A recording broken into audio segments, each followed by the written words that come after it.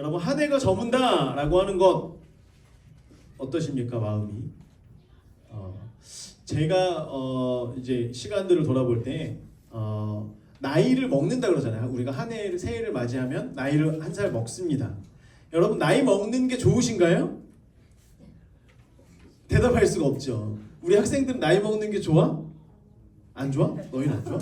저는 생각해봐서 나는 언제까지 좋았을까? 20살 때까지는 참 좋았던 것 같아요.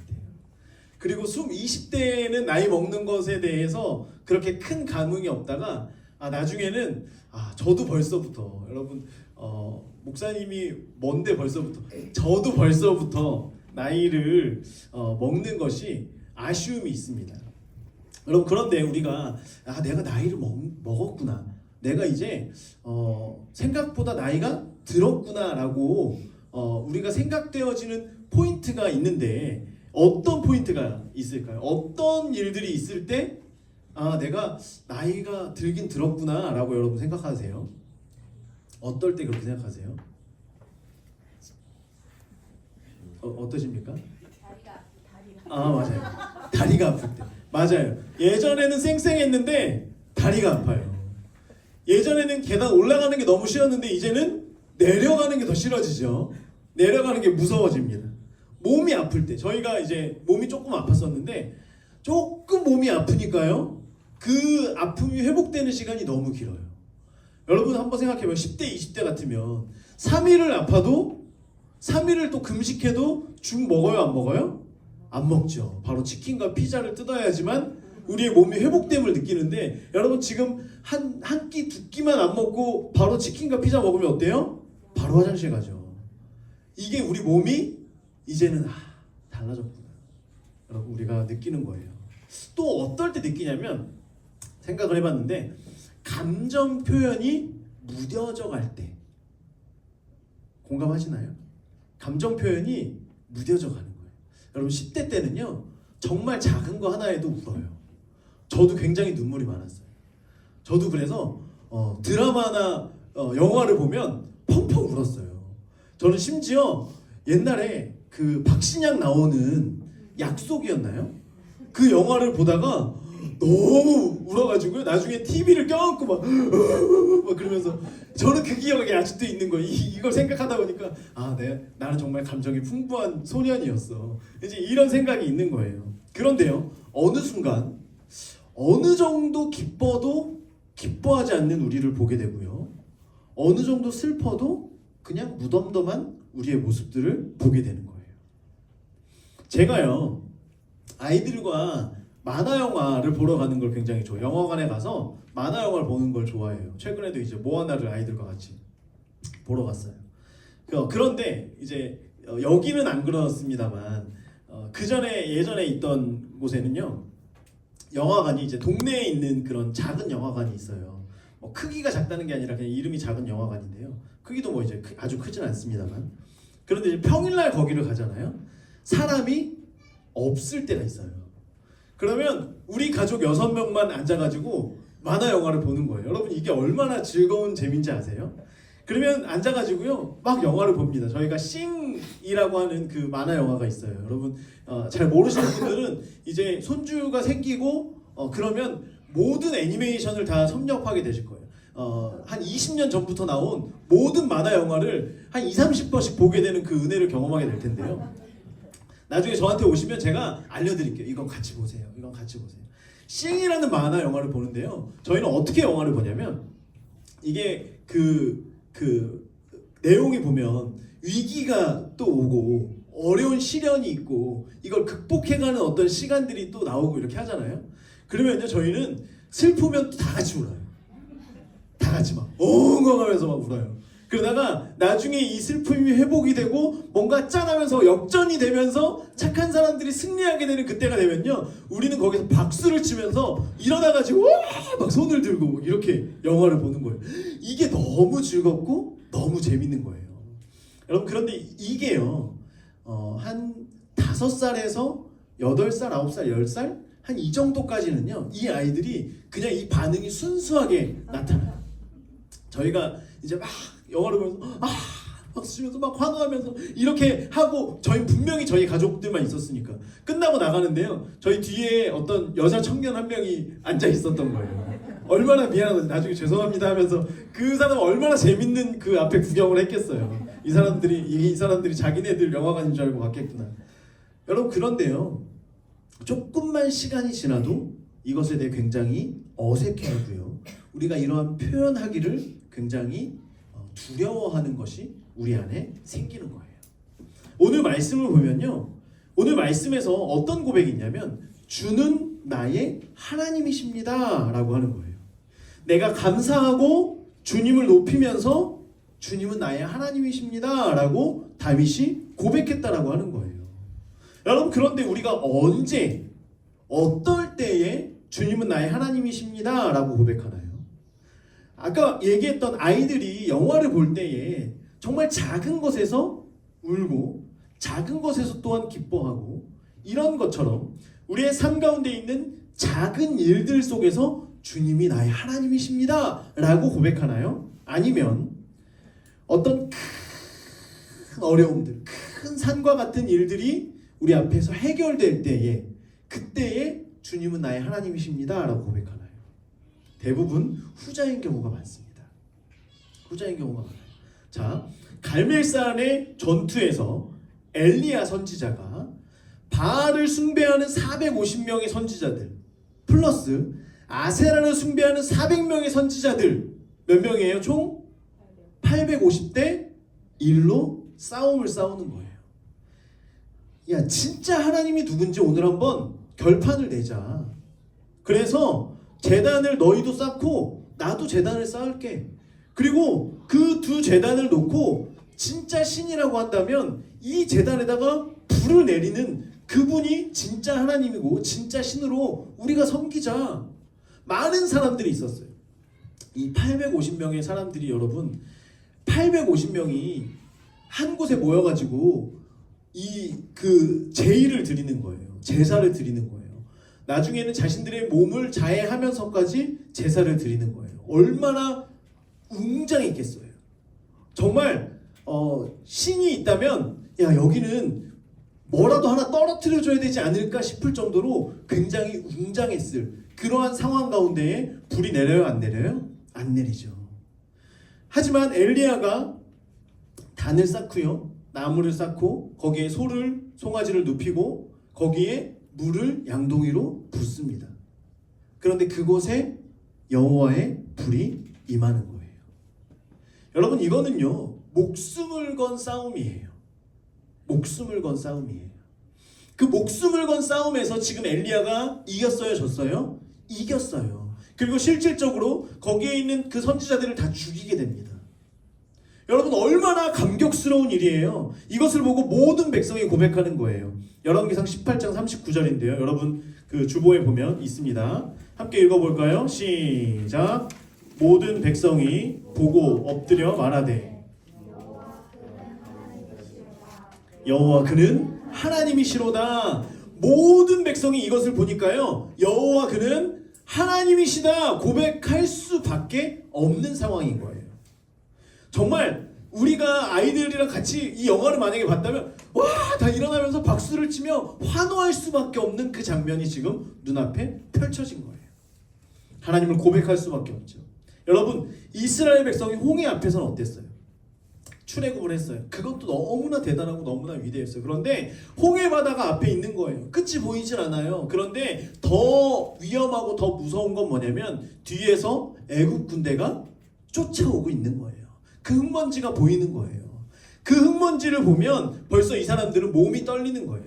왜냐하면 평소에도 애굽의 군대는 너무나 무서운데 지금 이들을 쫓아오는 그 애굽의 군대는 자기 자식을 잃은 사람들이에요.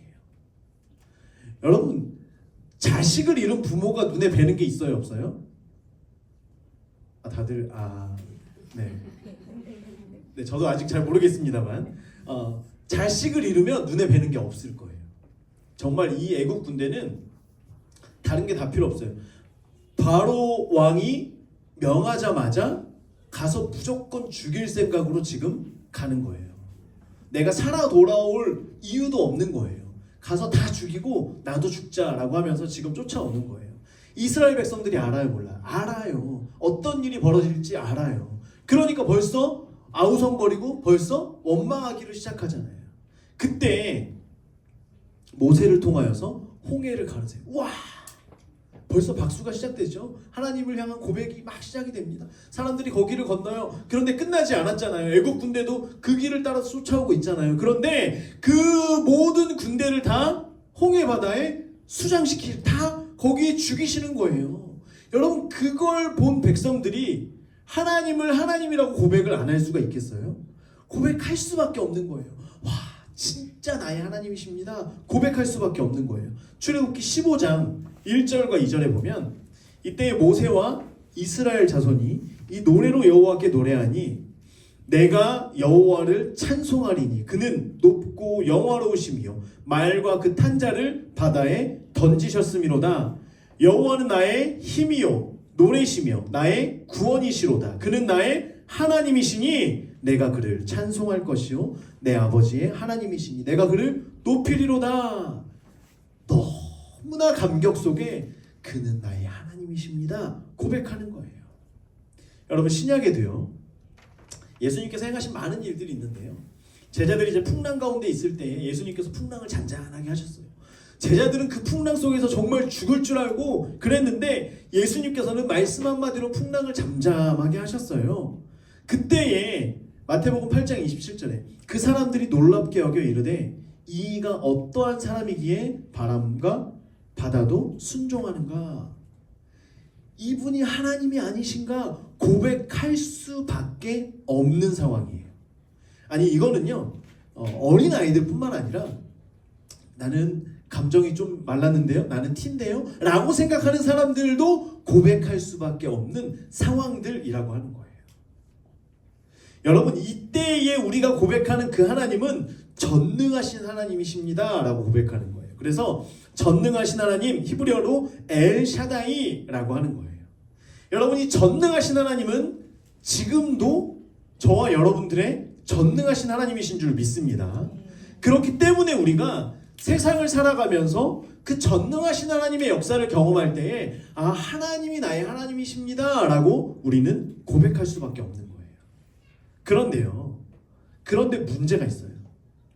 어떤 문제가 있냐면 여러분 그 전능하신 하나님, 홍해가 갈라지는 것과 같은 갈멜산의 그 전투와 같은 그 풍랑이 내가 죽을 것 같았지만 거기에서 살아날 것 같은 그런 전능하신 하나님을 경험하는 그런 성도님들이 얼마나 많이 있냐는 거예요. 아니 우리 삶 속에 그 전능하신 하나님을 경험하는 순간이 얼마나 많이 있냐는 거예요. 어떤 분들은 나는 그 전능하신 하나님을 경험했어요. 몇 번이요? 몇 번이요. 그렇게 할 때에 우리는 매일매일 그 전능하신 하나님이 나와 함께 하십니다. 그렇기 때문에 우리는 물론 그렇게 고백할 수 있죠. 당연히 그 전능하신 하나님이 나와 함께 하시죠. 그런데 그러면 그 전능하신 하나님이 나와 함께 하시는데 이 백성들이 고백한 것과 같은 하나님이 진짜 나의 하나님이십니다 라는 고백을 우리가 날마다 하느냐는 거죠. 그렇진 않잖아요. 아니 너무나 특별하게도 나를 위한 그 특별한 일, 전능한 일, 그것은 잘 안 일어나는 것 같은 거예요. 여러분 심지어 사람들이 전능하신 하나님을 경험했어요. 그런데 전능하신 하나님을 경험했다라고 해서 믿음이 흔들리지 않을까요? 낙심하지 않을까요? 아니에요. 여전히 흔들리고 여전히 낙심할 수밖에 없다라고 하는 것입니다. 여러분 엘리야를 다시 볼까요? 하나님의 놀라운 역사를 경험했어요. 그런데 이 이야기를 들은 왕비 아합 왕의 부인인 이세벨이 그 이야기를 듣고 내가 엘리야를 어떻게 해야 되겠다? 죽여야 되겠다 라고 하면서 모든 그 군대에게 선포한 거예요. 엘리야를 죽여라 한 거예요. 엘리야가 너무나 무서웠어요. 그래서 브엘세바로 도망을 갑니다. 로뎀나무 아래에서 앉아서 낙심하고 탄식하고 있는 거예요. 열왕기상 19장 4절에 보면요, 자기 자신은 광야로 들어가 하룻길쯤 가서 한 로뎀나무 아래에 앉아서 자기가 죽기를 원하여 이르되 여호와여 넉넉하오니 지금 내 생명을 거두시옵소서. 나는 내 조상들보다 낫지 못하니이다. 내가 이렇게 하나님을 위해 열심히 살고 내가 이렇게 하나님을 열심히 섬겼는데 왜 나를 이런 위협 가운데, 왜 나를 이런 어려움 가운데 두십니까? 그냥 나를 죽여주세요. 어차피 내가 죽을 거라면 그냥 여기서 나를 죽여주세요 라고 낙심한 거예요. 여러분, 우리 안에도 분명히 믿음이 있어요. 하나님을 향한 찬송과 감사가 우리의 삶 가운데 있어요. 전능하신 하나님의 그 역사하심이 있어요. 하나님의 손길이 있다는 것을 우리가 알고 경험해 봤어요.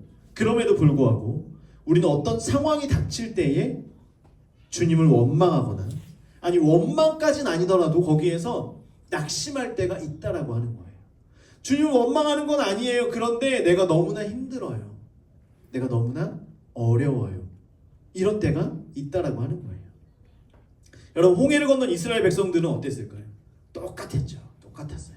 자, 찬송을 하면서 그 이스라엘 백성들이 정말 그 하나님은 위대하시고 이러면서 내 원수를 내 눈앞에서 다 멸하셨어요. 정말 정말 위대하신 하나님이에요. 그런데 이 사람들의 그 감사와 찬송이 며칠 갔을까요? 며칠 갈까요? 작심 3일 가는 거예요. 3일. 자, 3일을 광야를 지났어요. 광야를 가니까 뭐가 없어요? 물이 없어요. 물이. 그래서 물을 찾았는데 마라라고 하는 곳에 닿았어요. 마라. 우리가 성경 공부 때 배웠죠. 마라는 쓴물을 얘기하는 거예요. 물을 마시려고 갔는데 너무나 물이 써서 먹지를 못한 거예요. 그러니까 출애굽기 15장 22절에 백성이 모세에게 원망하여 이르되 우리가 무엇을 마실까? 자, 여러분, 아까 홍해를 건넌 이스라엘 백성들이 하나님을 찬송한 게 출애굽기 15장 1절 2절이에요. 그런데 하나님을 바로 원망하는 게 출애굽기 15장, 아니 그래도 한 장은, 여러분 한 장은 넘겨줘야 되는 거 아니에요? 출애굽기 15장 22절에 모세에게 원망하여 이르되 우리가 무엇을 마실까? 여러분, 우리라고 이 이스라엘 백성들과 특별히 다를까요? 아니라는 거예요. 그럼 예수님의 제자들은 어땠어요? 3년 동안 예수님을 열심히 쫓아다녔습니다. 가까이에서 예수님의 그 놀라운 기적들을 다 보아왔어요. 사람들이 하나님을 찬양하는 것도 보아왔고, 제자들도 당연히 예수님을 하나님이라고 찬양하면서 이제는 정말 이분이 하나님이 맞구나 라고 하는 걸 알아갔어요. 심지어 하나님이 나타나셔서 말씀하시는 것까지 보았어요. 그래서 진짜 이분이 하나님의 아들이시구나 라고 고백을 했어요. 그런데 예수님이 붙잡혀 가시니까요, 제자들이 어떻게 하나요? 모두 흩어져요. 모두 도망갑니다. 심지어 그것을 보았고 예수님의 가장 옆에서 나는 예수님이 어디를 가든지 따라가겠습니다 라고 맹세했던 베드로는 예수님을 3번이나 부인하면서, 아니 그 예수님의 이름을 저주하면서까지 예수님을 부인하고 도망간 거예요. 그러면 엘리야와 그 백성들, 이스라엘 백성들, 또 제자들이 고백했던 하나님이 나의 하나님이십니다 라고 고백했던 그 고백은 거짓인가요? 그건 아니잖아요. 그 고백이 거짓은 아니에요. 그런데 왜 이런 일들이 우리의 신앙생활 가운데 반복되냐라고 하는 거예요. 왜 우리는 여전히 전능하신 하나님을 경험했음에도 불구하고 낙심하고 원망하게 되느냐라고 하는 거죠.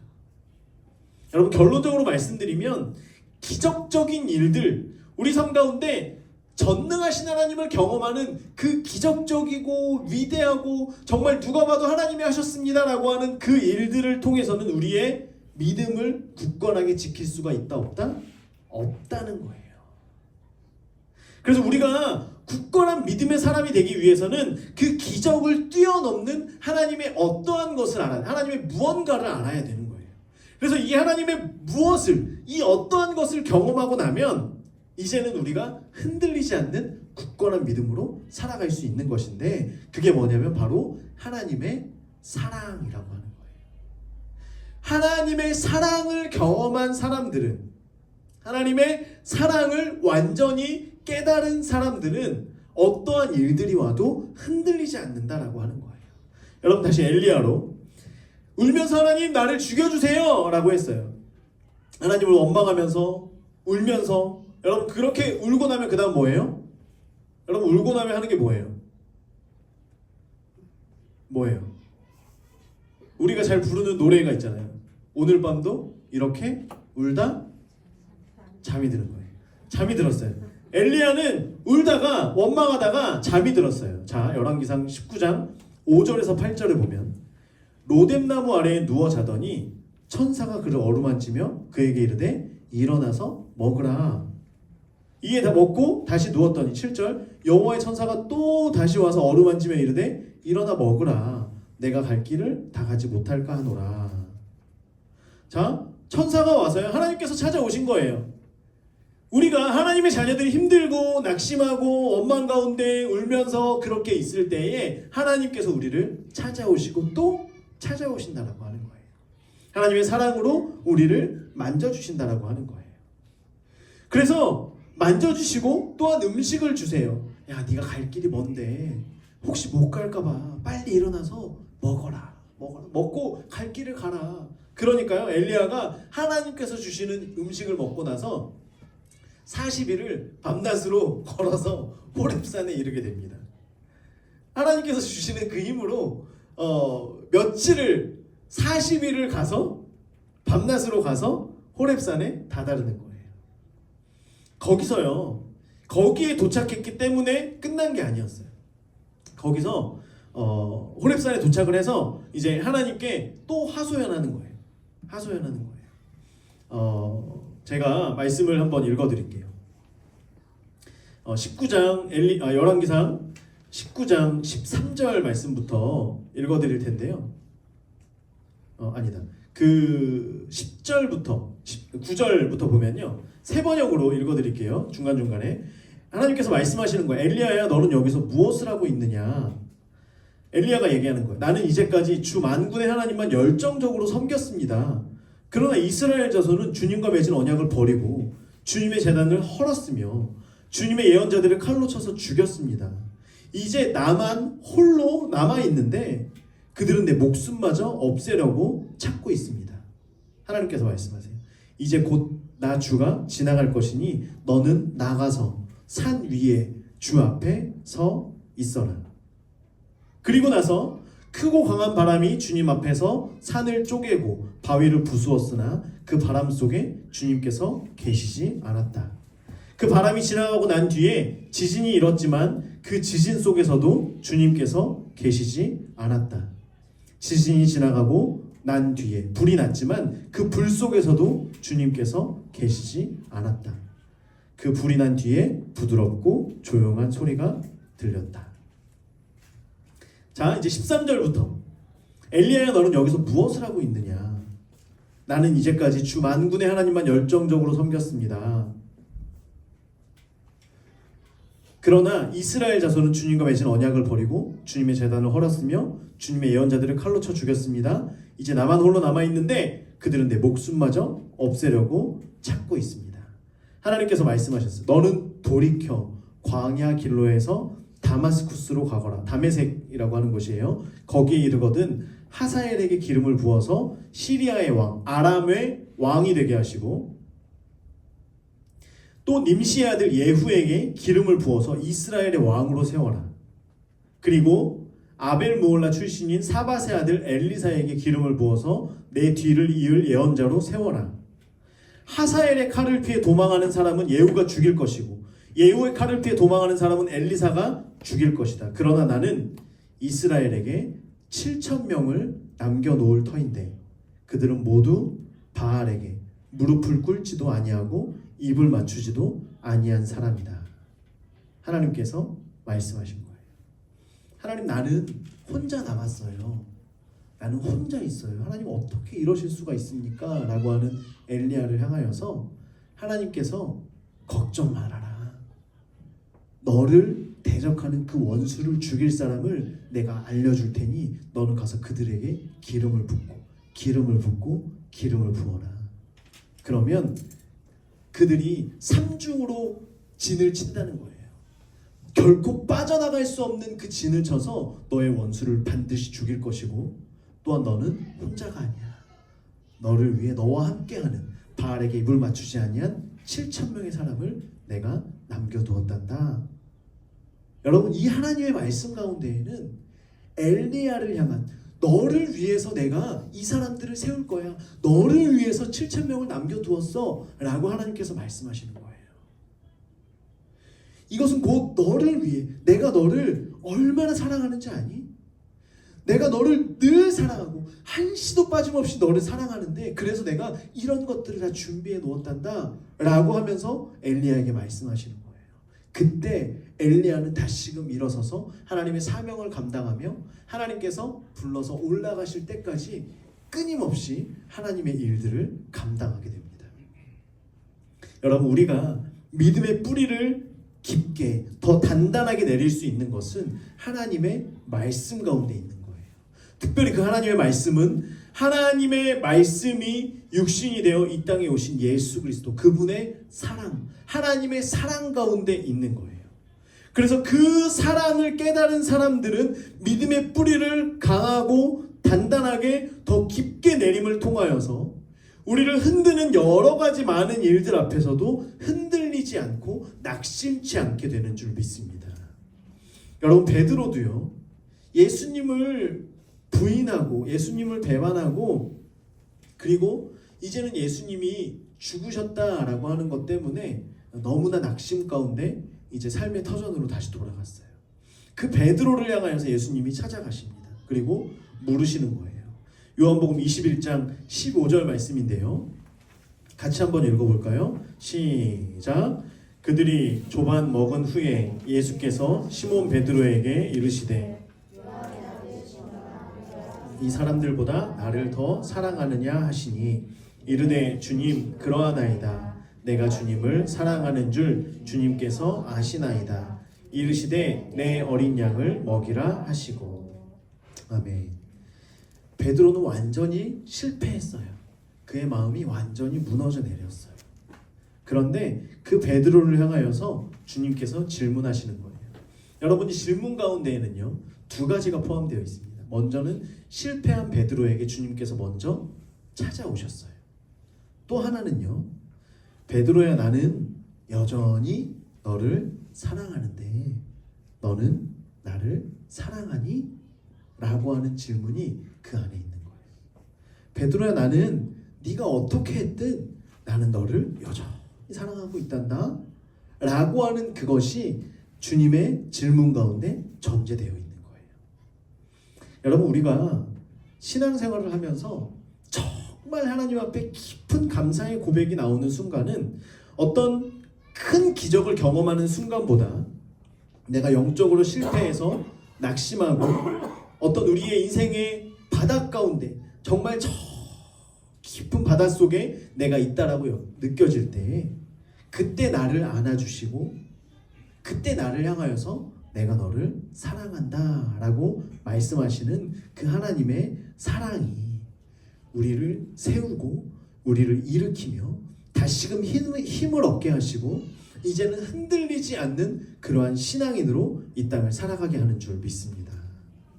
여러분, 우리가 한 해를 돌아볼 때 영적으로 실패했다라고 생각되어지는 일들이 있어요, 없어요? 있지요. 있어요. 아, 그때 내가 하나님 앞에서 이렇게 했었어야 했는데, 또는 내가 이러한 일들이 있을 때에 내가 너무나 힘들어서 하나님을 원망했거나 하나님을 향하여서 그냥 울면서 지쳐서 그렇게 앉아 있었어요. 그런 많은 시간들이 있을 수 있어요. 그런데 주님께서는 오늘도 우리를 향하여 말씀하세요. 내가 너를 사랑한다 라고 말씀하십니다. 우리 한번 옆 사람들을 향하여서 인사해 볼게요. 올 한 해도 하나님이 당신을 많이 사랑하셨습니다. 우리 함께 인사합시다.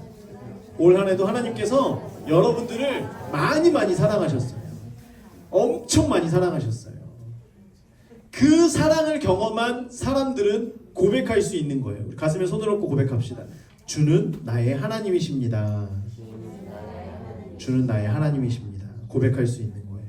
그래서 그 말씀 가운데 오늘 시편의 말씀, 다윗의 고백이 있는 거예요. 여러분, 다윗은요, 시편 22편 10절에 보면 함께 읽어볼게요. 시작. 내가 날 때부터 주께 맡긴 바 되었고 모태에서 나올 때부터 주는 나의 하나님이 되셨나이다. 아멘. 여러분, 다윗은 그 인생의 여정 가운데 깨달은 거예요. 내가 태어날 때부터 주님께 맡긴 바가 되었었구나. 새 번역에서는요, 모태로부터 주님만이 나의 하나님이었습니다. 고백한 거예요. 모태로부터 주님만이 나의 하나님이시라는 거예요. 주님만이 나의 하나님이시라는 거예요. 어떤 특별한 순간만 나의 하나님이 아니에요. 매일매일 나의 여정 가운데 나와 함께 하시는 그 하나님이었다라고 고백하는 거예요. 제가 바라기는요, 이 다윗의 고백이 저와 여러분의 고백이 되어질 줄 믿습니다. 어떠한 순간만이 아니에요. 날마다 하나님이 나의 하나님이셨다라고 하는 거예요. 여러분, 이 고백을 가지고 있는 사람은요, 상황과 환경에 따라서 이 고백이 달라지지 않아요. 상황과 환경에 따라서 흔들리지 않아요. 여러분, 우리가 공부했던 룻기에서 룻이 왜 위대한 줄 아세요? 왜 예수 그리스도와 다윗의 그 족보에 들어간 사람인 줄 아세요? 우리가 룻과 나오미, 사실 나오미로부터 룻의 믿음, 룻의 신앙이 시작되었어요. 그죠? 나오미로부터 하나님을 알게 된 거예요. 그런데요, 이제 봐봐요. 모압에서 룻과 나오미가 돌아옵니다. 사람들이 웅성웅성, 와, 나오미가 왔대. 와. 아줌마들이 이제 그 동네에 아줌마들이 다 모였어요. 그래가지고, 와, 나오미 어디서 뭐하다 왔어? 정말 너무 보고 싶었어. 그러면서 막 얘기를 하는데 나오미가 뭐라고 얘기하냐면, 룻기 1장 20절에 나오미가 그들에게 이르되 나를 나오미라 부르지 말고 나를 마라라 부르라. 이는 전능자가 나를 심히 괴롭게 하셨음이니라. 자, 나를 기쁨이라고 부르지 말고 나를 쓴물, 나를 고통이라고 불러라. 전능자가 나를 심히 괴롭게 하셨다. 자, 여기에서 전능자가 누구예요? 하나님이죠. 하나님이 나를 괴롭게 하셨다. 그런데 그 하나님을 그냥 얘기할 때 하나님이 나를 괴롭게 하셨다가 아니라 전능자를 얘기하는 거예요. 전능자는 지금 우리가 아까 엘리야에서 홍해를 가를 때에 예수님께서 행하셨을 때에 하는 엘샤다이의 그 하나님, 엘샤다이가 지금 나를 괴롭게 하셨다는 거예요. 전능자가 나를 괴롭게 하셨다는 거예요. 그분이 어떤 일도 행할 수 있는 분인데 그분은 나에게 나쁜 일들을 행하셨다는 거예요. 그 전능하신 하나님이 그 전능하신 일을 나에게는 행하지 않았다라고 하는 거예요. 그랬기 때문에 지금 내가 쓴물이다라고 고백을 하는 거예요. 여러분, 나오미는 신앙인이에요? 비신앙인이에요? 신앙인이잖아요. 믿는 사람이에요. 그런데 나오미는 그의 환경을 보면서 내가 어려움 가운데 있으니까요, 전능자가 나를 괴롭게 했다 라고 이야기하는 사람인 거예요. 상황에 따라서 그의 입술의 고백이, 그의 마음의 고백이, 그의 신앙의 고백이 달라지는 사람들이 있다라고 하는 거예요. 여러분, 우리는 특별히 다른가요? 사실 우리는 나오미와 많이 비슷해요. 힘든 일이 있으면 하나님 어떻게 이런 일이 있을 수 있습니까? 해본 적 있어요? 없어요? 있지요. 있습니다. 꼭 올해가 아니더라도 해본 적이 있어요. 상황 때문에 마냥 힘들어하고 했을 때가 있어요. 하나님, 제가 그래도 이렇게 하나님 앞에서 신앙을 제가 이렇게 그래도 노력해 왔는데 결과가 이것입니까? 왜 이런 일이 생겼습니까? 왜 이런 일이 나에게 발생했습니까? 하나님, 어떻게 이럴 수가 있나요? 이런 생각을 해본 적이 있다라고 하는 거예요. 여러분, 그런데요, 룻은 어때요? 이 1장 16절 후반에 보면 이제 룻이 어머니를 향해서 이제 이야기할 때 후반부에서 뭐라고 얘기하냐면, 어머니께서 가시는 곳에서 나도 가겠고 어머니께서 머무시는 곳에서 나도 머물겠나이다. 어머니의 백성이 나의 백성이 되고 어머니의 하나님이 나의 하나님이 되시리니 라고 할 때에 여기에서의 하나님은 엘로힘이에요. 모세가 하나님을 당신의 이름을 무엇입니까? 뭐라고 얘기해야 됩니까? 라고 할 때에 그 하나님이라고 하는 I am who I am, 그것이 바로 엘로힘이라고 하는 거예요. 그냥 하나님이에요. 그냥 유일하신 하나님이에요. 다른 어떤 하나님이 아니라 그냥 그분은 하나님이라고 하는 거예요. 그래서 룻은요, 지금 아무것도 없어요. 남편도 없어요. 그리고 거기에 가서 살게 되면 이제 이방인이에요. 많은 사람들이 저 사람은 그냥 우리가 신경 안 써도 돼. 저 사람에게는 막 해도 돼. 저 사람은 그냥 길에서 때려도 돼. 저 사람을 저주해도 돼. 그냥 이런 사람이에요. 손가락질 받으며 살게 될 게 명확해요. 분명해요. 그리고 가서 이제 살 때는 이전보다 더 가난하고 더 어려운 게 확실해요. 그런데 그는 지금 나오미 시어머니를 따라가면서 그가 고백했던 것은 뭐냐면 하나님이 나의 하나님이십니다 라고 하는 거예요. 어느 곳에 가든지 그 한 분이신 하나님, 유일하신 신이신 그 하나님이 나의 하나님이십니다, 나와 함께 계십니다 라고 고백했기 때문에, 그래서 룻의 고백이 그렇게 위대한 거예요. 룻은 상황 때문에 하나님을 바라본 게 아니에요. 그분이 나를 좋은 길로 인도해 줄 것이고, 나를 수렁에서 건져줄 것이고, 나에게 어떤 것을 주실 것이고, 전능하게 일하실 것이고, 그렇기 때문에 하나님을 믿는 것이 아니라, 지금 나오미에게 들었던 하나님, 지금 룻이 나오미를 따라가기까지의 룻이 경험한 하나님은 어떤 좋은 것도 주지 않은 분이세요. 어떠한 것도 주지 않으신 분이라는 거예요. 그런데 그 하나님을 나의 하나님으로 섬기겠다고 지금 룻이 고백하고 있는 거예요. 여러분, 많은 사람은요, 상황에 따라서 낙심하고 원망하는데, 어떻게 이방 여인이, 하나님의 총회에 들어올 수 없는 그 이방 여인이 하나님을 나의 하나님이라고 고백할 수 있느냐라고 하는 거예요. 여러분, 하나님이, 세상에 많은 사람들은 전능자가 나를 괴롭게 했다, 전능자가 할 수 있는데 그렇게 나에게 안 했다라고 하며 원망하고 있는데, 이 이방 여인이 나와서 그럼에도 불구하고 하나님은 나의 하나님이십니다 라고 고백할 때, 하나님이, 이 룻이 예뻐요, 안 예뻐요? 예쁘죠. 너무 예쁜 거예요. 예뻐도 너무 예쁜 거예요. 여러분, 그러니까 룻을 들어다가 다윗의 계보에, 룻을 들어다가 예수 그리스도의 계보에 하나님이 놓을 수밖에 없는 그런 너무나 예쁜 신앙을, 그런 너무나 예쁜 믿음을 룻이 갖고 있었다라고 하는 거예요. 여러분, 정말 많은 사람들이요, 하나님의 놀라우신 일들, 그 전능하신 일들을 기대하며 그것이 나의 믿음을 성장시킬 것이다 생각해요. 그런데요, 아니에요. 여러분, 우리의 믿음의 뿌리가 단단하여지는 것은 하나님의 말씀, 그분의 사랑인 줄 믿습니다. 나를 향하여 변함없는, 지금도 나를 향하여서 모태에서부터 여전히 동일하게 나를 향하신 그 하나님의 사랑, 그 사랑을 우리가 깨달을 때에 우리는 어떤 일들이 우리에게 있을지라도 흔들리지 않을 수 있는 거예요. 심지어 제자들과 같이 죽음 앞에서도 당당하게 하나님의 사랑을, 예수 그리스도의 십자가의 은혜를 고백할 수 있는 거예요. 또한 나를 사랑하시고, 그분께서 내가 모태에서부터 나를 사랑하시고 나를 아셨기 때문에 나는 그분만을 섬기겠습니다. 어떠한 일이 있을지라도 나는 그분만을 사랑하겠습니다 라고 고백할 수 있다라고 하는 것입니다. 여러분, 한 해 동안 많은 일들 앞에서 우리는 어떠한 신앙인의 모습으로 하나님 앞에 나아갔나요? 괜찮아요. 앞으로 우리 하나님, 나의 하나님, 그 하나님의 변함없는 사랑이 우리를 향하시고 우리를 지키시고 인도하신다라고 하는 그 확고한 믿음 가운데 있을 때, 우리는 올 한 해를 돌아보면서 하나님의, 나와 함께 하셨던 그 하나님을 우리의 삶의 순간순간에 넣을 수 있는 거예요.